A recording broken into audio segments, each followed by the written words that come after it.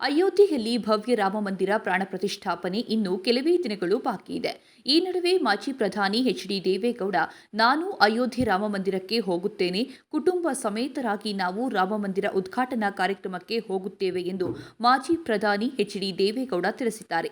ಹಾಸನದಲ್ಲಿ ಸುದ್ದಿಗಾರರೊಂದಿಗೆ ಮಾತನಾಡಿದ ಮಾಜಿ ಪ್ರಧಾನಿ ದೇವೇಗೌಡ, ನಾನು, ನನ್ನ ಪತ್ನಿ ಕುಮಾರಸ್ವಾಮಿ, ಅನಿತಾ ಹಾಗೂ ನಿಖಿಲ್ ನಾವೆಲ್ಲರೂ ಜನವರಿ 22ರಂದು ಅಯೋಧ್ಯೆಗೆ ಹೋಗುತ್ತೇವೆ.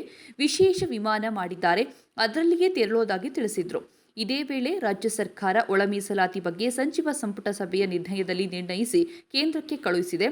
ಒಕ್ಕಲಿಗರಿಗೆ ಕೊಟ್ಟಿದ್ದ ಮೀಸಲಾತಿ ಕೂಡ ಕಡಿಮೆ ಮಾಡಿ ಮುಸ್ಲಿಮರಿಗೆ ಕೊಟ್ಟಿದ್ದು ನಾನು ಎಂದು ಹೇಳಿದರು.